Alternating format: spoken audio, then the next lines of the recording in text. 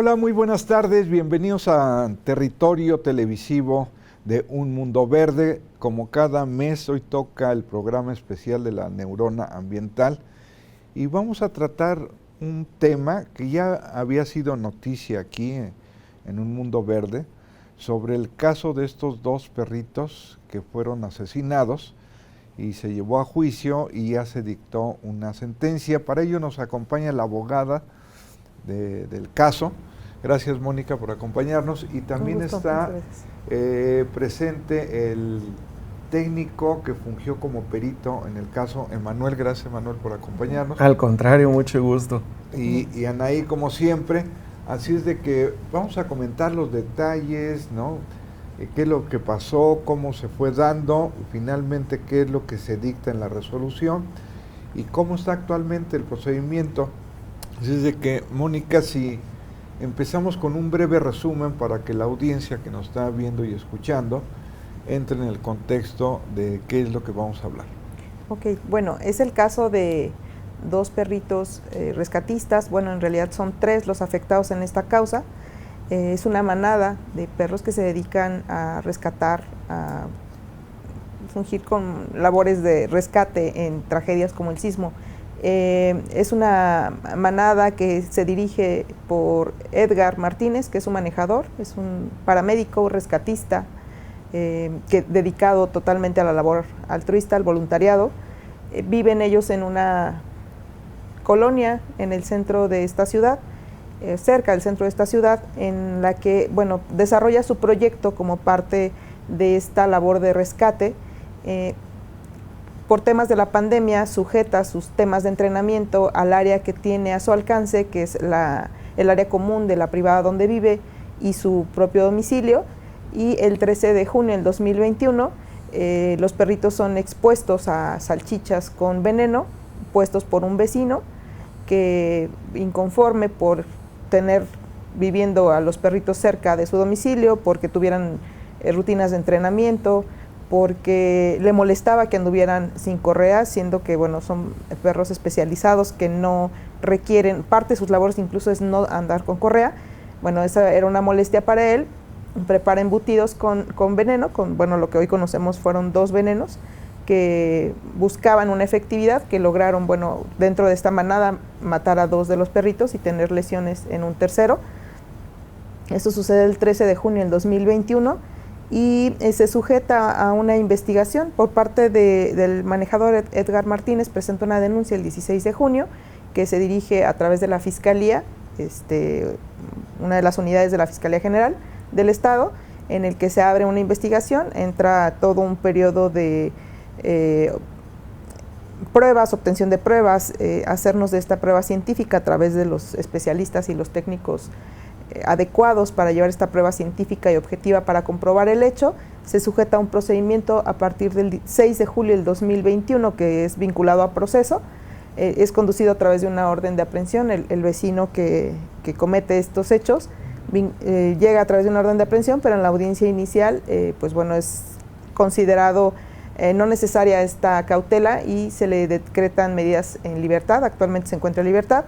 Llevamos un procedimiento de cerca de 14 meses en donde se aportaron pruebas, donde se llevó un procedimiento como cualquier otro delito en nuestro estado, y finalmente tenemos una sentencia condenatoria, o deriva en una sentencia condenatoria, una vez que de todas las pruebas que llevamos al procedimiento se determina que existe una culpabilidad, que existe prueba objetiva que determina que hay una culpabilidad y que es esta persona quien cometió el hecho.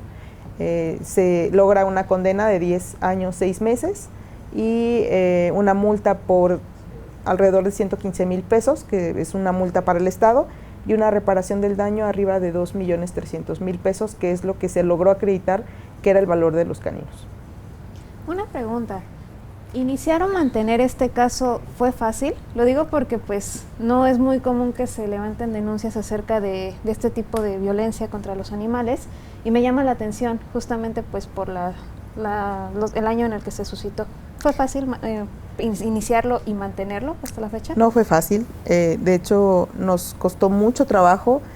Nos encontramos en un inicio con una autoridad poco empática, una autoridad que le causaba risa que nos dirigiéramos a los perros por su nombre, cuando pues bueno, finalmente todos tenemos un perro con un nombre. Una denuncia en donde se señala los nombres de los perros y les causaba gracia, incluso en fiscalía y en tribunal. Poco empático, poco tratamiento, no sabían cómo tratar un delito como este. Digo, hablamos del día 1 al día último, que nos dirigimos a una autoridad totalmente distinta, una autoridad que conoce ya de lo que es un delito contra los animales, que es empática, que se relacionó con todo este procedimiento, con toda la prueba que se obtuvo a través de los peritos, que ahora está buscando la posibilidad de tener estos peritos para poder dirigir estas investigaciones. Nos encontramos con un escenario muy distinto al día de hoy, al que fue el 13 o el 16 que se denunció el 16 de junio del 2021, en donde no teníamos un sistema preparado para una denuncia como esta. No teníamos a los profesionistas que se requerían para llevar o conducir adecuadamente una investigación como esta. Hoy en día, pues bueno, tenemos otro escenario, pero digamos que este caso, de alguna manera, fue generando picar piedra para llegar a lo que tenemos el día de hoy. Bueno, aquí en Querétaro, digamos, desde hace bastantes años, grupos de personas y ambientalistas, protectores de animales, Suset, que las acompañó en el juicio, ¿no? Se pugnó porque se creara una ley de protección animal y se avanzó. No es la mejor, hubo mucha discusión, creo que le faltan más cosas, pero al final de cuentas se tiene una ley de protección animal. Después se avanzó en los municipios, no todos los municipios, por lo menos el Marqués y el de Querétaro, tienen una unidad de protección animal. Y este caso es el primero que llega a juicio a los tribunales, por eso se vuelve interesante y estuvo en la discusión pública, porque ¿cómo se iba a resolver? Y como tú dices, pues no había expertise por parte de los juzgadores sobre este tipo de casos, de denuncias y de delitos penales por el maltrato y en el caso de Athos y Tango, pues de homicidio prácticamente, ¿no? ¿Qué tan complicado fue demostrar, Emanuel, en la pericial? Híjole, mira, te cuento. Bien lo comentabas ahorita tú, Alejandro. Son muchos años. Yo tengo 42 años de edad, pero de esos 42 años de edad, 20 los he dedicado a estar en la protección animal. Desde mucho antes de decidir ser médico veterinario, de hecho yo decido ser médico veterinario para especializarme más en esto, ¿no? Hay muchas personas, no solo en Querétaro, en el mundo, con un interés muy alto de proteger a los animales, con un interés altísimo para tratar de ayudarlos, darles voz, darles voto, darles derecho. Pero, ¿qué crees? Para esto nos tenemos que preparar, nos tenemos que especializar. Yo primero me vuelvo médico veterinario zootecnista, después hago uno de mis diplomados en comportamiento y bienestar animal, soy miembro de la Asociación Latinoamericana de Zoopsiquiatría, de la Sociedad Mexicana de Etología y Bienestar Animal, recientemente de la Asociación Mexicana de Veterinaria Forense.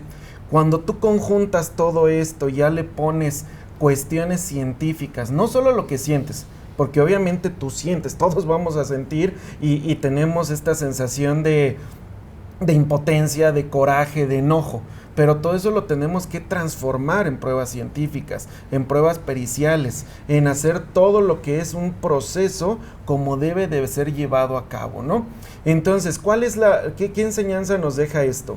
Hoy en día, como bien lo dice la League Money, ya tenemos una autoridad, una fiscalía, que incluso hoy te puedo decir, yo tengo cuando menos ahorita en mis manos 4 carpetas de iniciadas donde nos solicitan el apoyo ahorita, por ejemplo, una para exhumación de restos, pues el apoyo para determinar causas de muerte, pero también el apoyo para determinar si el animalito fue quien hizo estos delitos o fue algo más, es darles voz y voto. Entonces, sí es difícil porque, pues imagínate cuántos años son de preparación para poder llevar a cabo todo esto de manera adecuada. Y aquí comentar algo también bien importante. No todas van a llegar a fiscalía, no todos los casos de maltrato. Es obligación de los municipios llevarlo y tenerlo a cabo. Hoy, hasta el día de hoy, aquí en el estado de Querétaro, realmente el Marqués es el único municipio que cuenta con un reglamento de protección hacia los animales que incluye el trabajo de la mano con juzgados cívicos. Es decir, allá a lo mejor no va a llegar una situación de omisión de cuidados, de falta de bienestar, donde no se llegue a lo penal. Sin embargo, sí hay una sanción administrativa. Las sanciones administrativas pueden ir desde las 12 a las 36 horas de arresto y desde los 4,000 hasta los 48,000 pesos de multa.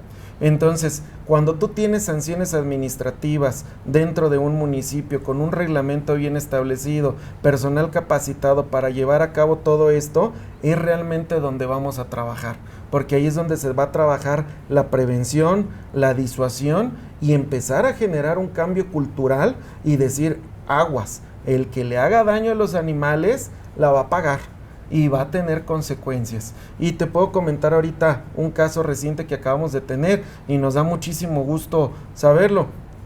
En un retén de Policía Estatal y Policía Municipal del Marqués, das una persona de lo más tranquila arrastrando un caballo. El caballo con las 4 patas fijas en el piso y él arrastrándolo con un mecate, al grado tal de que el mecate se reviente y le pegue en el hociquito al animal. O sea, imagínate nada más la salvajada que es eso, ¿no?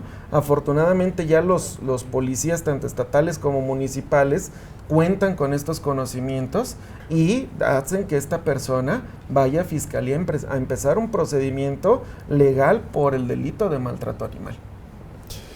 Fíjate, Mónica, cuando comentamos la nota aquí, decíamos, lo relevante es que es el primer caso y la resolución fue condenatoria, pero nos llamaba la atención porque son 10 años, un poquito más de 10 años de prisión, y a nivel federal, 10 años se considera un delito grave y no se alcanza fianza. Así es. Y decían, ¿y por qué está en libertad? Entonces, nos parecía así medio incongruente, ¿no? Esa situación, aunque no dejamos de reconocer que fue condenatoria al final de cuentas. Desde tu perspectiva jurídica, Mónica, ¿cuál es la trascendencia de este caso? La trascendencia es mucha. Bueno, pudiera a lo mejor generar esa falsa percepción de que no existe congruencia porque está en libertad. Bueno, finalmente el que esté en libertad y en el que estemos hablando de una condena, aunque esté en libertad, pues nos habla de un sistema de justicia que tutela derechos, no solamente para las víctimas, sino también para los imputados. Y la tutela de derechos, pues finalmente nos lleva a que la autoridad está haciendo bien su trabajo respecto de un debido proceso. La incongruencia en este caso deriva desde la audiencia inicial.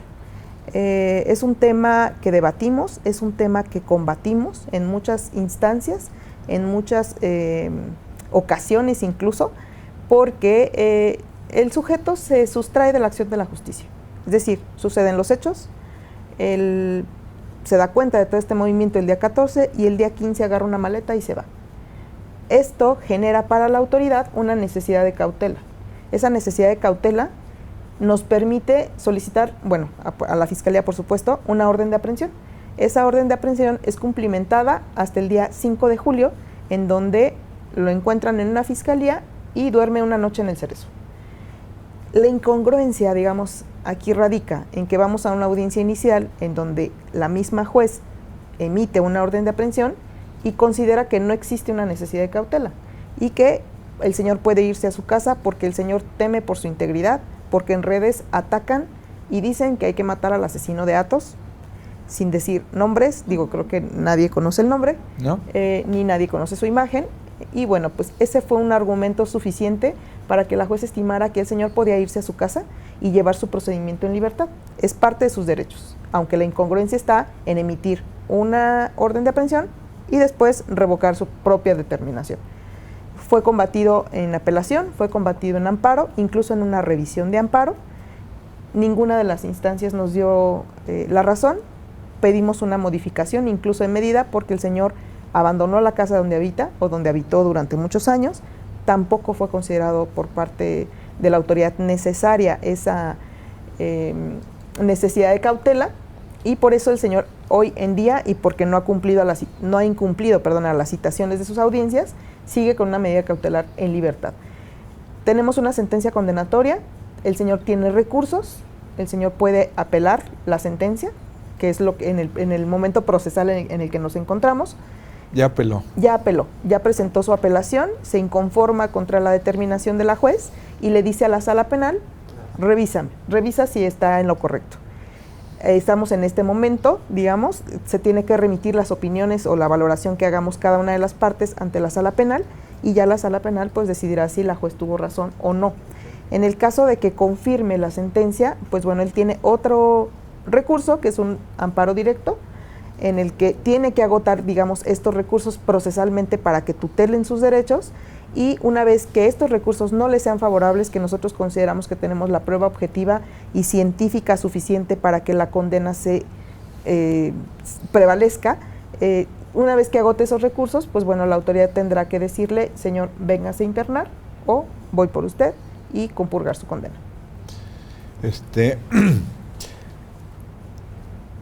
¿Qué tendríamos que poner de énfasis? Digamos, ahorita hay una discusión sobre la reforma al Código Ambiental, donde está asumida la Ley de Protección Animal. Así es. ¿Qué deberíamos de valorar más? La parte de sanción que, digamos, implica la pérdida de libertad, o la reparación del daño por las multas. O sea, en términos ambientales siempre hay una discusión a veces, ¿qué es más importante? La reparación del daño, ¿no? En términos económicos, o la parte de la pérdida de la libertad, ¿no? La sanción en sí mismo. ¿Dónde tendríamos que poner el énfasis, Mónica? Yo creo que es un conjunto de un todo. Como decía el doctor, vamos por pasos. Empezamos en un ámbito administrativo, a través de los reglamentos de la protección de las protectoras municipales.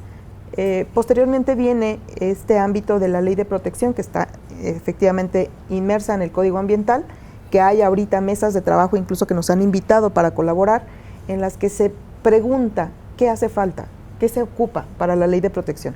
Esta ley de protección, si bien tutela, digamos, a un margen normativo, nos habla de cómo hacer las cosas en temas de protección.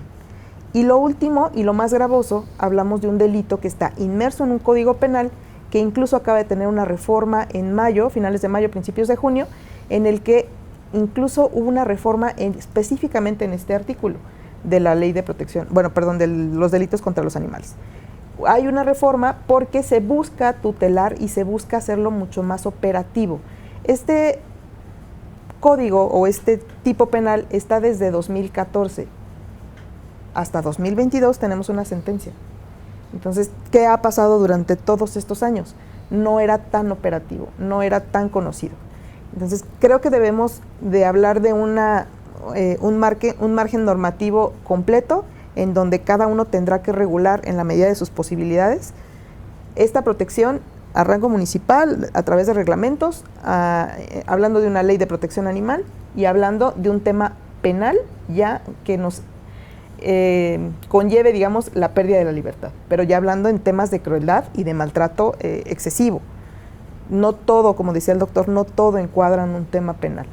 Y debemos, a través de la ley de protección animal, que digamos que está como en medio, tutelar todos estos aspectos que involucran la actividad de la protección de los animales a todos los rangos, porque hasta en temas de veterinarias con malas prácticas tenemos maltrato disfrazado de atención veterinaria. Entonces, creo que debemos de regular dentro de esta ley de protección animal algunos aspectos que no llegan a un tema penal. Entonces, creo que es una esfera completa, creo que el tema penal está cubierto.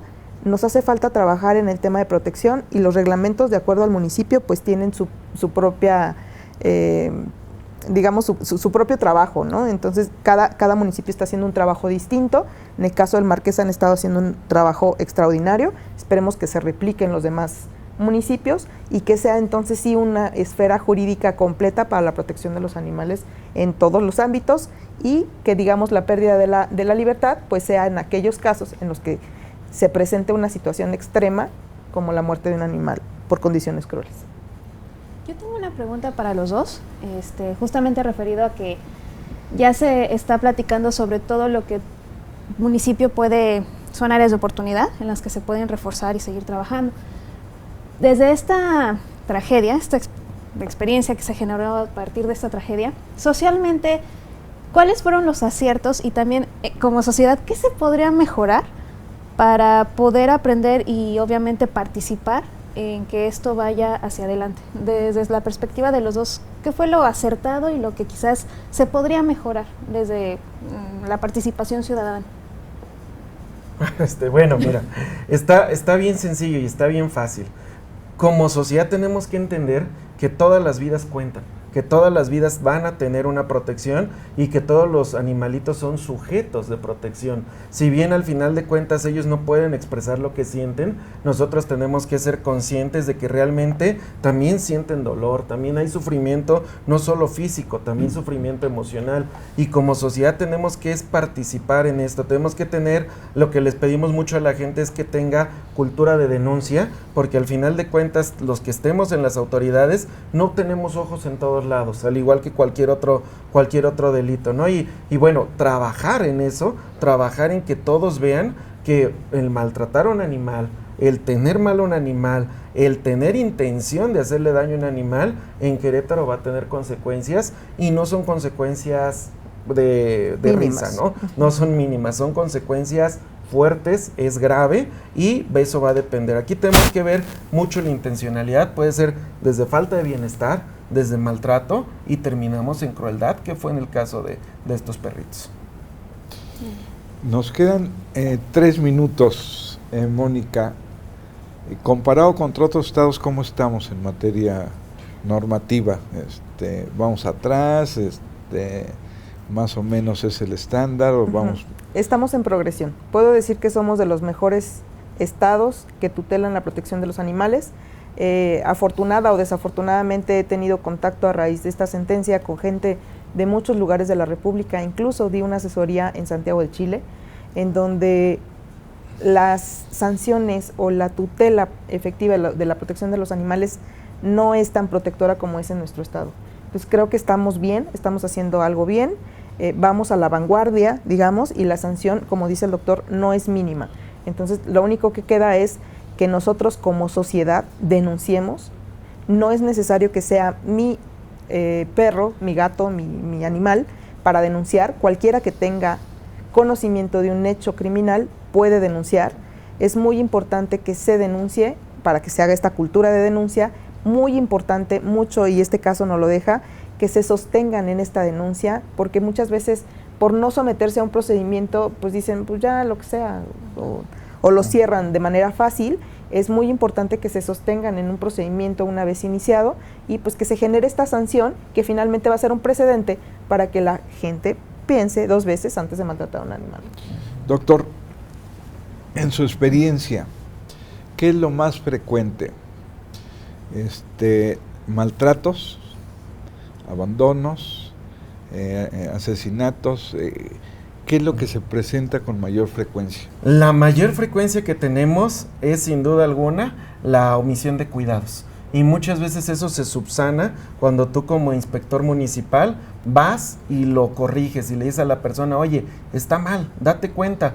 Inmediatamente la persona te dice, oye, sí es cierto, tienes razón, y se subsana de manera inmediata y ya no escala. Por eso la importancia de que los municipios tengan estas áreas de protección animal. Intervengan en ese nivel. Sí, no hay que esperarnos a que pase algo. Para esa tipología, digamos, de prácticas. Y muchas ilegales, veces, ¿no? Son descuidos de las personas, no hay intencionalidad, sino que se les hace más fácil. ¿Por qué? Porque así ha sido toda la vida. Pero esa es nuestra responsabilidad como especialistas para cambiar esto. Pues nos indican en controles que el tiempo se nos ha agotado. Te agradecemos mucho, doctor, que hayas compartido con la audiencia esta experiencia, y en particular, licenciada Mónica, también. Y una felicitación del programa a 2 personajes con ustedes que se han involucrado hasta fondo, ¿no? Con compromiso ético y profesional para llevarlo hasta el último término. Y como lo dijimos cuando comentamos la nota, esperemos que el tribunal confirme la sentencia Así esperamos. dictada para que sea todo un caso ejemplar de que no se debe maltratar, ni menos asesinar a estos animalitos que nos acompañan en nuestras vidas. Normalmente ya nos acompañan siempre perritos, gatitos, aves, etcétera, y debemos de cuidarlos y protegerlos, y sobre todo tiene que haber una tutela jurídica para su protección. Pues esto ha sido todo por el día de hoy. Yo, como siempre, los espero cada miércoles al punto de las 5:30 aquí en Canal 10 de RTQ, en su programa el más diverso y climático de la televisión, Un Mundo Verde. ¿Y usted ya reflexionó sobre el planeta?